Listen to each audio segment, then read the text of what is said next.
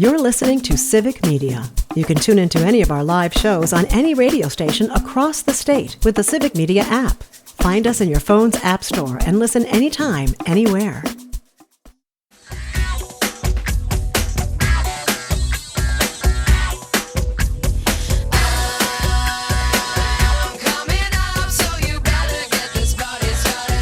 Hello and welcome to the Dr. Kristen Lyerly Show. I'm your host, Dr. Kristen Lyerly, and I have a secret. Ever since I was a little kid, I've been fascinated by the sinking of the Edmund Fitzgerald. Con, do you know what the Edmund Fitzgerald was? I mean, I'm iffy on it. I know what it is, but also at the same time, I would like to learn more. Like, what do you know about it? That it was off the coast of Door County, right? No. Oh. Different Great Lake. Like, okay, now I completely forgot.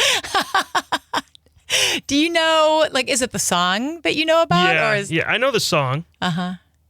We played it on Nightlight a couple times. Oh, I bet you did. Yeah, we're going to get into the song, and that's going to be a fun part of this episode. Yeah. But most of us have heard the story of the Edmund Fitzgerald because of the song. That was that November night in 1975. I was alive. Tom, I don't think you were. I was not. I have a memory of this happening, actually. You remember John Brogan? Yeah. Okay. He was born November 10th, 1975. Are so you he gets kidding me? reminded. Yes. No, I mean, I'm not kidding. I mean, every birthday, he's reminded of the Edmund Fitzgerald. That's so fun because John's actually going to be on the show in a couple weeks. You got to ask him that. I'm totally going to ask him that. What great historic moment besides you happened on November 10th, 1975? I love that. All right. Well, on November 10th, 1975, the ship and her crew of 29 vanished into the icy waters of the Great Lake they call Gitchagumi. Right? Oh, you had a great singing voice. Thank you very much. I've sung You're the in song. the wrong program. Yeah? I mean, it is a good program, but... I have sung the song many, many times. But you hear the voice of Tom Nelson here. Tom is my guest today. That song was not just a piece of folklore for Tom. Growing up here in Northeast Wisconsin in the 70s and 80s, it was constantly on the radio. And in many ways, it was the soundtrack to our childhood. Yes. Yeah. Yes. So what Tom couldn't have known way back then was that the same forces that sent the Edmund Fitzgerald to the bottom of the lake were quietly dismantling the manufacturing economy all around us, including the paper mill that literally cast its shadow on your family's church. We're going to get into all of that today.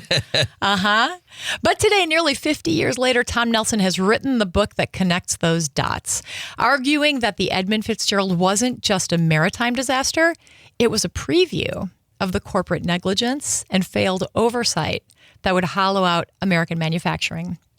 And unlike most people who write about these problems, you actually have fought to save jobs, and you've won. Yes. Yeah. Yes. Some of the I'd say capstones by public service. Yeah. Have been working with paper workers, mill workers in our neighboring hometowns, Little Shoe and Kaukauna, and it was very important. I mean, it was the foundation for the economy, and I may not have appreciated it way back then, though, but looking back, it has so much to do with having a safe community, with friends whose parents were able to have good paying jobs in the virtuous cycle of the first order. And so it has a lot to do with who I became and where we are today. It sure does. So why the fascination with the Edmund Fitzgerald? Well, I think it's I think it's really the same thing or phenomenon that people who find themselves interested in this, drawn to this, in some cases obsessed with this. Yeah. And one of the, if you will, the undercurrent of this narrative has been this diaspora of people who find themselves very interested in this topic. It can be anything from people who are interested in shipwrecks, in diving. There could be people that knew some of the crew members, folks that were in the industry. Tim Nixon, the attorney down the way from here, he sailed on the Great Lakes from about 1976 to 1985 or something. So he knew this very well. And there's a lot of folks like that have an interest. And one of the subplots was the intermixing of this diaspora. And there were flashpoints where you had this former private investigator, or I'm sorry, this former police officer retired from Michigan who took out, massive loans to rent a barge, to rent equipment to dive the Fitzgerald, just because he was obsessed with this. He really couldn't put his finger on it, but there was something about this. And you were talking about... It's emotional. It is. And, when people ask what made the difference with this versus so many other unfortunate incidents, it's because of the song. I mean, you cannot discount the fact that you have this staple rock ballad, a very powerful ballad that's been a staple on classic rock stations, that even people like, Khan, I think he's a little younger than we are. So it's kind of been passed, it's been passed on from generation to generation. And then parallel to that, you also have generations of family members of the fallen crew members. And some of them are very, of course, very protective of their deceased loved ones, the legacy and so forth. And so I was knocking on doors, as I've done before, around the state, and I met some of those folks. And so they're in the book as well. Wow. And we're going to get to some of those stories. But first, for our friends like Khan, remind us what the story of the Edmund Fitzgerald is. What are the basics that people know? The basics is it was an iron ore tanker, and it was based in Minnesota, up near the Iron Range, and it went back and forth between Minnesota and Toledo, Ohio. It was nicknamed the Toledo Express. And its life, it went from about 1957 to 1975. And over the course, she would carry about 30,000 tons of taconite ore. And so taconite ore was the mineral left over shortly after World War II that was exhausted from the mines in northern Minnesota and Canada. And so you would take the taconite ore and bring it all the way down to places like Detroit, like Toledo, where it would go to steel mills and then be, used to build cars and trucks. And really the entire American economy was carried literally and figuratively by the Fitzgerald and other fleets of iron ore tankers. And there's still a lot of taconite produced up in the Iron Range. Yes, so that's still going to this day, though. I mean, not what it was like once upon a time, but that was back in the 60s and the 70s. The iron ore ships on the Great Lakes were a fundamental, foundational component of American manufacturing and thus the American economy. So what happened to the Edmund Fitzgerald? Well, the book, I'm not going to go too far into it because, as they say, you have to buy the book.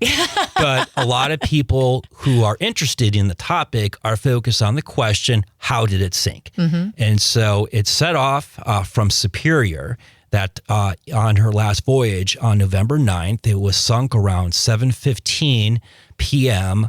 on November 10th, and it was about 20 miles away from Sault Ste. Marie. So that was the first stop along its way.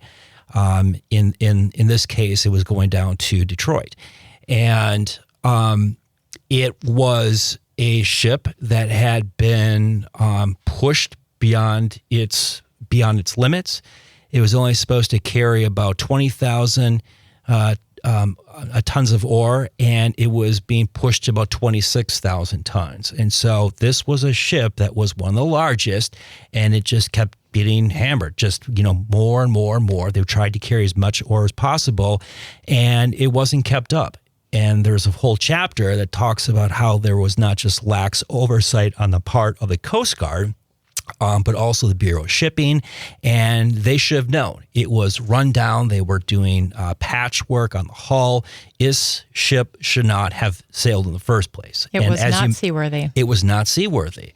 And so we talk about, was it a rogue wave? Because one came past the Anderson, which was following it. Did it take on too much water? So there's a lot of theories. So people are focused on that, and rightfully so. And the book, dives into that, so to speak. That what I'm interested in it is how they got to November 9th in the first place, the history of this ship and what was going on. And so you have a company that has the incentive to push these ships harder, heavier, and longer. And November is about the time that these companies shut down for the winter. And they were going into a really difficult season. November, because some push into December, November is the one month that has the most shipwrecks because of that. It has the confluence of both bad weather, and then a lot of ships continue to be pushed through in November and into December. And when the ship sank, everyone on board died. Right. It was a national tragedy that captivated the nation. Yes. You are listening to Tom Nelson. He is the author of the new book, Wrecked, the Edmund Fitzgerald and the Sinking of the American Economy. So bring these things together for me. How does this shipwreck that we grew up with, that we've been captivated by, how does that reflect what's going on, what was going on, what is still going on in the rest of the country? That is a very good question. It is one of the questions that I sought to answer, and this entire subject took me about 222 pages to explain with very small font. That's the publisher. In other words, buy the book. Buy the book, yeah. I look at the Edmund Fitzgerald as, what it is, a vehicle. A vehicle that carried literally and figuratively the American economy, which in this case was taconite ore, and it was foundational to the economy. And no one has talked about, the Fitzgerald, its life up until that point, the purpose, the role that it fit into the economy, and then there's been very few stories about the families. And so taking this all together, this was about corporate malfeasance. This was an utter failure on the part of government oversight and a number of other factors. So now you take that 50 years into the future. This was, as you mentioned, a national tragedy. And when you have tragedies, you try to learn lessons. So what lessons have we learned from the Fitzgerald 50 years ago that we have applied today? And why has it taken us 50 years to have this conversation? Well, exactly. This is either the first or the second peer-reviewed book on the topic. So you have heard about this. There have been some books, but up until this point, they've been kind of narrowly focused on the shipwreck. And there really hasn't been a look into other aspects, and with the exception of maybe one other book, nothing has been peer-reviewed through an academic press. So by peer-reviewed, we had legit experts in this topic, looked through it, gave some suggestions, and gave the thumbs up to proceed. The only way that you can go forward with a book in an academic press, in this case, Michigan State, is to pass peer review. So it's a good question. This is a very important topic. This was a national tragedy. There are, I think, obvious lessons to take from this. And one, no one has written on that. And number two, here we are 50 years later, the government and our, the economy as a whole, we have not learned those lessons, or at least taken those lessons to heart. We have not learned those lessons, which means that we are doomed to repeat them. Yes. Unless we do. But Yes. we are going to help learn those lessons. We are. And that's why We we're should. here. When we come back from this break, Tom, I want to talk about the families and the stories that you've heard, both interviewing folks for these books, or for this book, and knocking on doors. Yes. All right. This is Dr. Kristen Lyerly. You are listening to the Dr. Kristen Lyerly Show. Be checking the scene. Boulevard is freaking as I'm coming up fast. I'll be burning rubber, you'll be kissing my ass. Pull up to the bumper, get out of the car. You're listening to Civic Media. Stay up to date on the latest news and information for your local community and Wisconsin by signing up for our free email newsletter. Visit civicmedia.us/email to get started.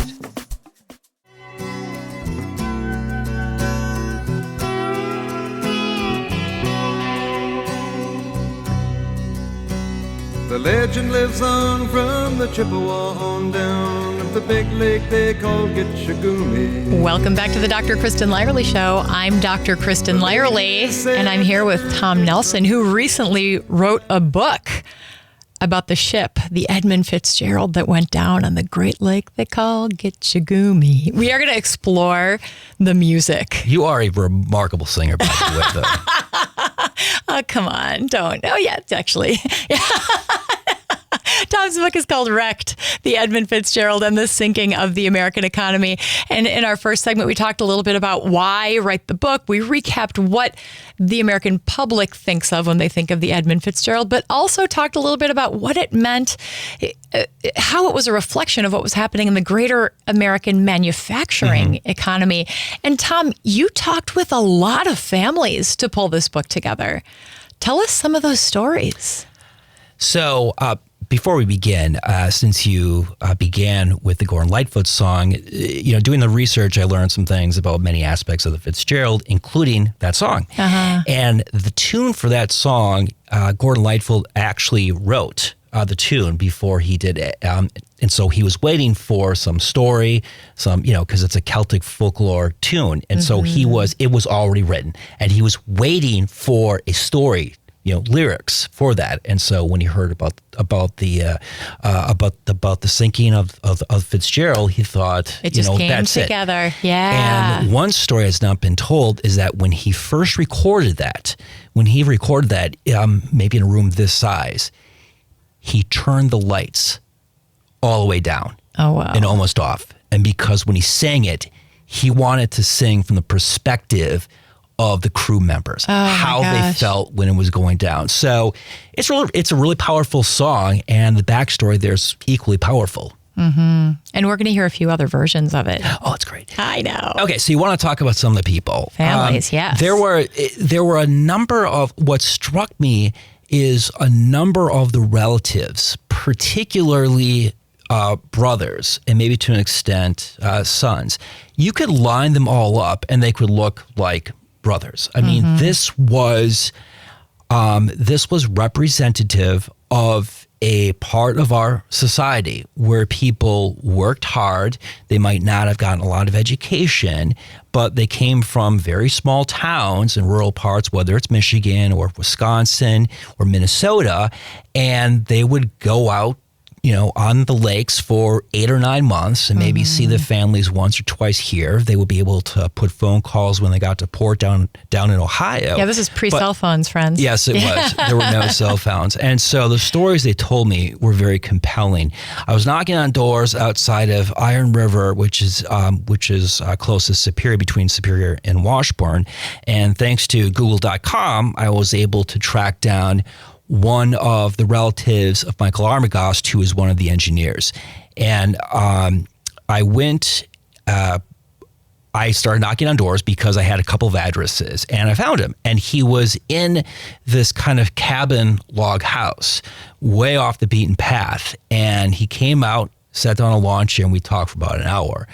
But, what I gathered from these conversations and speaking to these people, these family members all appeared to be people that had lived a long and hard and difficult life. And having a conversation and knowing that every time the song comes on, they're reminded about that, or if they're known in their community, oh, by the way, Fred's brother was Michael Armagost, and he went down with the Fitzgerald. So they have that for the entire life. And in the case of Michael Armagost's brother up in Iron River, he told me that I was the first to approach him to interview him on this topic. Really? Yeah, so that had been almost that had been 48 years since it went down. So there's these stories, some have been told, but some have not been told. Do you tell them in your book? Yes. Yes. And there was one that was very powerful, one from Oliver Champeau and his daughter, who lives down in Milwaukee. She and I had a phone conversation. I had actually knocked on her door too, and she wasn't there. And she talked about how he was sailing, and it was her prom. So she was a junior in high school, and she was asked to go to prom, and she's just like, oh my gosh, so she calls her dad because she and her dad were very close. and, going through what's going to happen, and I need money, what should I do here? And he went through everything. He said, I will, we have the money to pay for this, I'll fund this, I'll help this, and so forth. And, moments like this, major life moments. And she said that when she was married, how many years later, and she's being walked down the aisle, and she's up at the altar, and she looks down. And she looked across and like, is my dad coming there? No, my dad's not. But she was thinking about him in these major milestones of her life. And she gave a rendering of just a heart-wrenching story of how she has this recurring nightmare where she's out in the water and she sees this hand come up from the water trying to grab her. Imagine that for her entire life. Wow. She is haunted by this memory. And there's stories like that from all these family members. I was fortunate to talk to several. I try to include as many as possible, but very powerful. Yeah, and you're the first person. That is shocking to me, given all of the coverage and all of the... I mean, we took a pilgrimage there when I was a little kid, and I remember not understanding what was happening, but also just feeling very deeply and thinking that these families were taken care of, but they weren't, were they, Tom? No, they weren't. They were not. This is a classic case of corporations putting profits before people. It's not just today, but it has been going on for so long. And you would think after a disaster like this, a tragedy, we would learn about it. And yes, there were some changes. There were some improvements, because before the Fitzgerald, during and before the Fitzgerald, they didn't even have basic equipment to be able to direct themselves. So very, very, very sad story. Very sad story. And we're going to talk more about that. And we're going to talk a little bit more about you, Tom Nelson, when we come back. All right. This is Dr. Kristen Lyerly. You are listening to the Dr. Kristen Lyerly Show. The wind and the wires made a tattletale sound in the wave.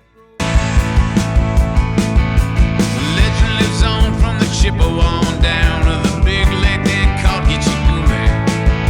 The lake it is shed never gives up her dead when the sky. Welcome back to the Dr. Kristen Lyerly Show. I'm Dr. Kristen Lyerly, and I'm here with Tom Nelson, who just wrote an incredible new book about the Edmund Fitzgerald. It is called Wrecked: The Edmund Fitzgerald and the Sinking of the American Economy. It's not just about the shipwreck. It is about how the shipwreck is a reflection of what's been happening with our manufacturing economy all the way back 50 years ago, but still now.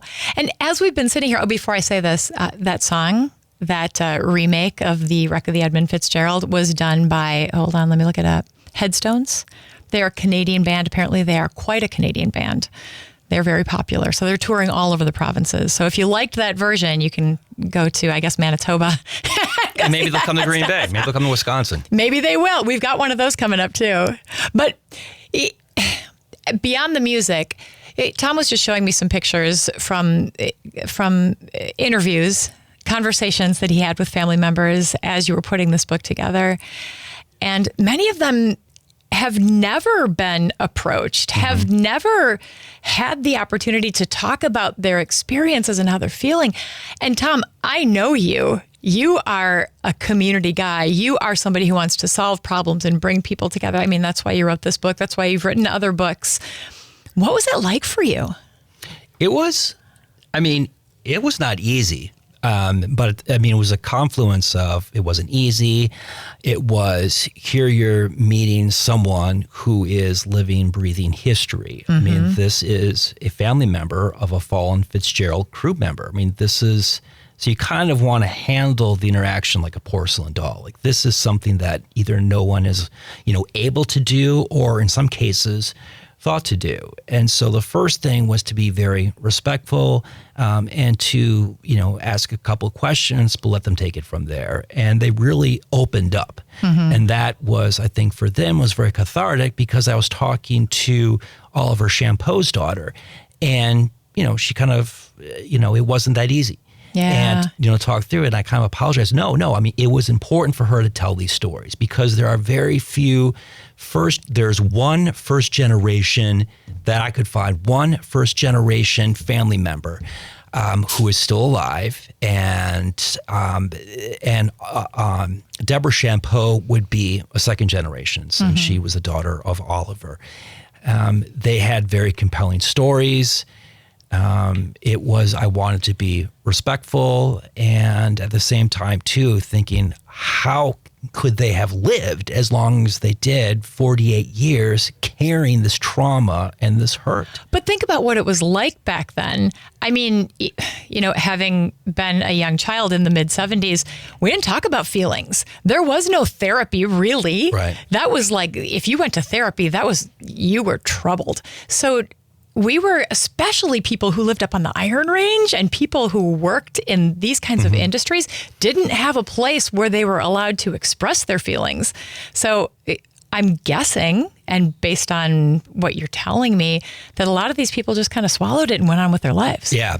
And it was not just, first and foremost, it was emotional, it was psychological though, but even up to that point, because the paychecks coming from crew members on ships of the Great Lakes were some of the biggest paychecks going to these small towns, whether it's Superior or Iron River or Sturgeon Bay, when this was a major source of income for the family, and not just a wife, but also their parents or their siblings. And in fact, when some of the younger crew members would get married and the income would go a different direction, there was a lot of tension and sometimes fights between in-laws and spouses.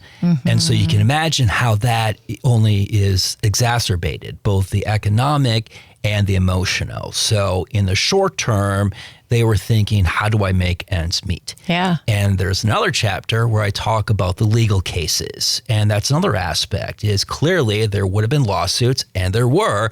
We haven't heard about that. And some of the families had decent settlements. Some of them settled quickly with the insurance companies because the insurance companies were taking advantage of them. Right. And that's another facet too. So now you have people who have lost a loved one. They no longer have this income stream, and they just got ripped off by the insurance company when they could have, taken these folks to the cleaners, and some did. And one of the attorneys that handled three family cases, one of the attorneys, Toby Markovich, is a practicing attorney up in Superior, Wisconsin. He's 93 years old. Wow. But he had a front row seat to that aftermath. Wow. As you are telling the story, the thing that I hear is justice. You want justice for these families. You want justice for the people who died, and justice for the communities that suffered as a result of this. And this does not at all surprise me, because I don't know if I ever told you the story, but the first time I ever heard about the incredible Tom Nelson from Kaukauna was when you had a sleepover party in the assembly. Oh, yeah. I get that about once a week, yes. But you were, just to pivot a little bit, you were the youngest member ever elected. Is that right? At the time. At the time. Yeah. And then soon after that, you became the leader. Majority leader. So my third term. So I was there from 2005 to 2011, and I was majority leader from 2008 to 2010. So take that experience and take your mindset back then and put it into what's happening right now, and how people are begging for young people to step up and use their voices so that we don't have to deal with the politics of the Chuck Schumers and the Donald Trumps and the Nancy Pelosi. Like that older generation, enough already. We need more young voices. How did that shape your journey as a leader here in Northeast Wisconsin and beyond? Right. And it wasn't just when I ran for office in 2004. This goes back to my time growing up, and I think we were talking about this. I think we were within like 2 miles of each other. And I just learned at a very young age the importance of giving back to your community. For my dad, it was starting a church and helping people in a religious context. For me, it was getting elected and trying to make constructive social and economic change for my state and for my community that would make a real difference in their lives. And we were able to do that. It was a very rewarding experience. experience. I'm now doing as county executive out of Allegheny County. But the nice thing is what I've seen, especially in the last couple of terms, is we do have more and more young people. And in fact, the Assembly, I have been there now about 15 years though, but I think with the exception of one person in the Democratic caucus, they're all new and they're young. And so I think there is great, tremendous promise. I'm really excited about some of the leaders here in Northeast Wisconsin. And one of the people who works for and with you, Justin Schumacher, actually was a guest on my show early on. Right. Yeah, and he is a young, bright, he's got so many great, exciting things about visions of what he would like to see in the region. So I think as, unfortunate as things have been nationally, I think it's very important to recognize that we have great young leaders, not just in elective offices, but people who are directly involved in our community. So in case of Justin, he's our parks director, and he's unveiling a dog park. We are Pickleball? There's pickleball court. We got pickleball court, of course, pickleball, pickleball court, and we have Plowman Park, which we've built and added on there too. So a lot of really exciting people. So the ethos of this community spirit is still alive and well, and that today's politics has not gotten the current and future generations down, and that's a good thing. It's a very good thing, and we're going to talk more about the future in the future. But first, I just want to reset us. I'm talking with Tom Nelson here. He is the Outagamie County executive, and he is also the author of the new book, Wrecked, the Edmund Fitzgerald and the Sinking of the American Economy. So bring us back to the leadership, the justice piece, your fascination with the Edmund Fitzgerald and the music that goes along with it. How does that influence the way that you do your job every day, the vision you have for the people of Outagamie County and beyond, really? I think what's important is the case of the Edmund Fitzgerald really animates that dynamic. And people who are in the Assembly or Congress, at the local government, we look a lot of times at the policies, the laws, the figures, the numbers, but behind those numbers are real people and real challenges that we are working on to try to fix. And I think what's exciting about the Fitzgerald story is it's emblematic of the struggles that working families faced in the 1970s and unfortunately continue to face today. So for me, it's a reminder. It puts a real human face that when you, especially folks that go down to Madison who might get, it's a very difficult politically. What's important about cases and stories like the Fitzgerald is to remind you why you got in public service in the first place. That you're trying to make a difference for the Fred Armagosts, people like that have really suffered, and not just those folks though, but future generations. This was not your first foray into writing a book, and this was not your first foray into sharing a construct about social justice that works in the region where you grew up and ties deeply into your own history. Tell us. All right.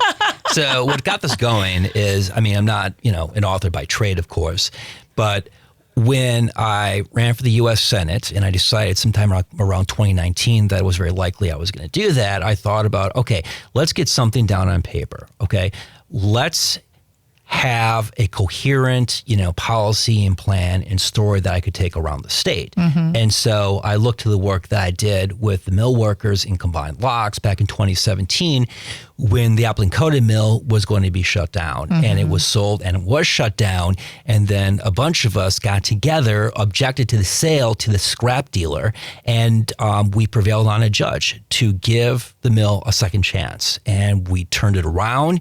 It is alive and well today, supporting about 300 jobs. And so I took that story and I used it to talk about the paper industry. And then from there, it went from like a white paper to a long form magazine to a published book. And so it was a way for me to bring these threads together to tell the story, but then also explain the significance behind the story itself. So in that case, I talked about how we could make this tripartite partnership between government, management, and labor to do some really good things. And that's exactly what we did with Appleton Coated. So my book, One Day Stronger, addresses that facet too. I I love that, having grown up in Kaukauna, not so far away from where you grew up, but recognizing that I remember teachers in high school saying, use all the paper you want. We're the paper valley. This is good for business. But really just understanding how important the paper industry is to this little part of the world. And how preserving the paper industry, we need paper, how preserving that is, those are our jobs, those are our communities, those are our families who have been here for generations in many cases. Yeah, and this is not just about Green Bay or Appleton, and certainly not just Milwaukee, Madison, though, but in the case of Kaukauna or Little Chute, or with the Appleton Coated Mill, with Combined Locks. Combined Locks is a very small community of about 2,000 or 3,000. To put in context what the Appleton Coated Mill meant to Combined Locks is every year about $350 million of economic activity was generated by that mill. So imagine $350 million coming in and out of a community of 2,500 every single year. And you can multiply that by dozens of Appleton Coateds all across the state and all across the country, whether it's in paper or machine tools or you name it. Yeah, and demonstrating how you can fight for it. You don't just have to give in because the mill is closing. You can fight back. You can come together. You can organize. You can create that future. What really kind of ticked me off is you had these legislators and they refused to respond to calls. And the Governor Walker, didn't do anything about that either. And so we were basically left by ourselves to figure this out on our own. We'll talk more about that when we come back for our last segment. This is Dr. Kristen Lyerly with Tom Nelson. You're listening to the Dr. Kristen Lyerly Show. The dawn came late, breakfast had to wait when the gears in November came slashing. You're listening to Civic Media. Find the latest news, information, and archives of all your favorite shows on the Civic Media website, civicmedia.us.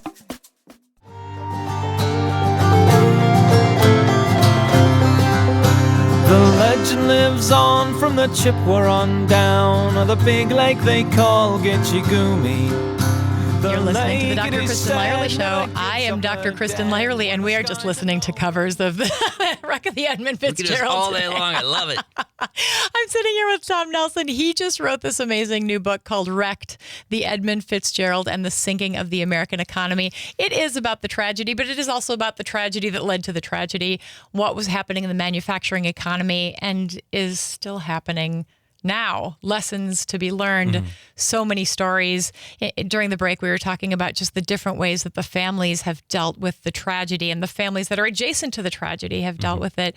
There's so much more to unpack here, isn't there? Yeah, I mean, we could go on and on about that, and that's why I wrote a book, because I was just doing some initial research, and there's just so much to this. And it really is unfortunate that 50 years later, there have really not been any books that have really, dived into this and to look at what is the significance of this. Yes, this is this well-known, folk song by Gordon Lightfoot, but there's more to this. There's even more to the songs. There's more to the song. I mean, the first cover that we listened to is a Canadian band. This last one was the Long Johns. They're a British band. And they're actually going to be, we should go to the Crystal Grand in the Dells in October. Oh my gosh. And they'll probably do the song too. I bet they will. And did you know that when Gordon Lightfoot was touring, he went to his first stop in Duluth after the ship sank, and he was singing that song. He was actually booed. Really? Because they looked at him, here you are, you're making money off of this tragedy. At that point, he decided that he was going to donate all the proceeds to the families. And so he has not made any money off of that song. Wow. Hey, I have to tell you, I don't know if you know this, but when I work in Minnesota, I work on the Iron Range. I work in Hibbing. Oh, really? Yes, which has the largest open taconite pit. It is a spectacle to see. But those people up there are hardy salt of the earth. They work hard. They work hard. They are not fancy, and they are incredibly practical. Yeah, you have not seen hard work until you've seen people work in taconite mines and guys that are on the ships in the Great Lakes. It's just folks like that. We need to recognize more. And we need to ensure that the economy works for them and their families and the communities where they live. And we need to make sure that we constantly do right. We have to make sure that these are safe work sites.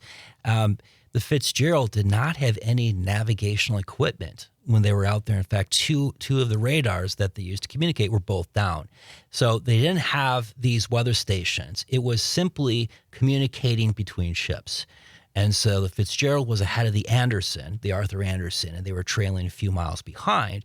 And since the storm was coming from the west, it was hitting the Anderson. And so as the storm hit Anderson, they signaled to the Fitzgerald, this is coming, expect this and so forth. And so that was really the only source of information McSorley and the crew had to work on. Of course, that was changed because they realized, we should have some basic navigation equipment. We should have fixed stations to relay, changes in the weather. And they didn't. And in fact, the map that they were using to navigate, look at this, I'm giving everything away. I'm going to stop right there.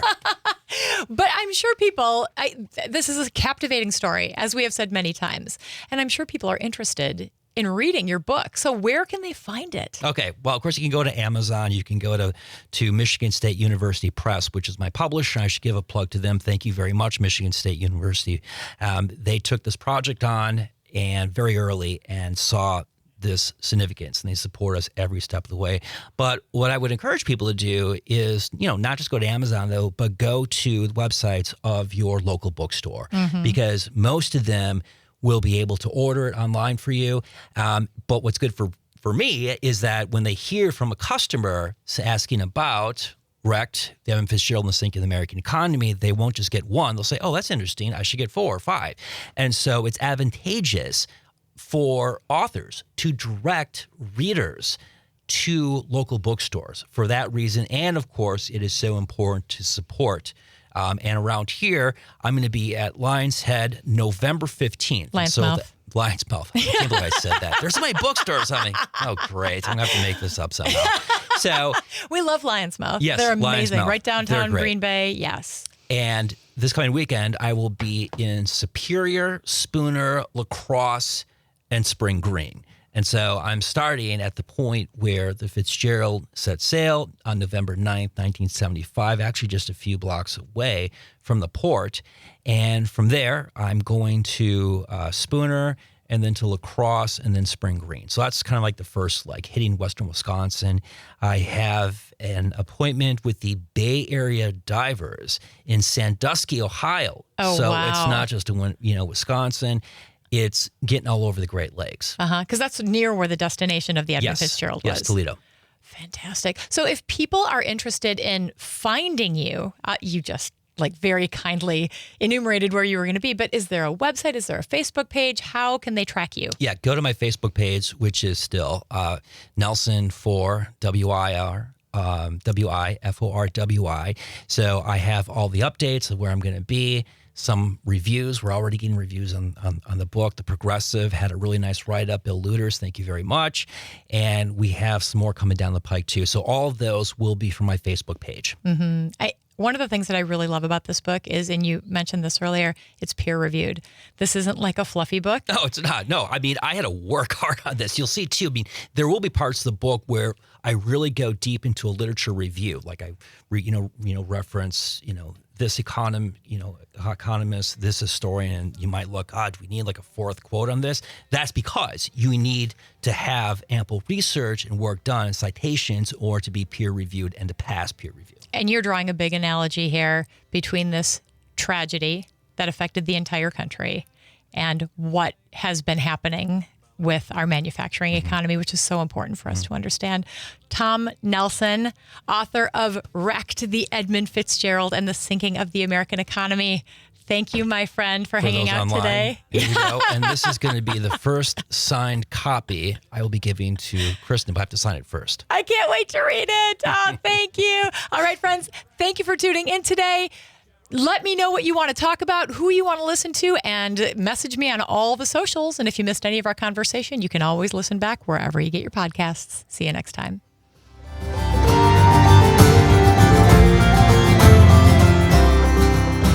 Does anyone know where the lover god goes when the waves turn? The national news cycle never stops. but it can be hard to find news about your local community. Civic Media is dedicated to providing quality local and state news coverage across Wisconsin. With the Civic Media app, you can get notifications about local stories that matter to you and your community. Find the free Civic Media app in your phone's app store and choose notifications from the menu to tell us what kind of news you want to hear about.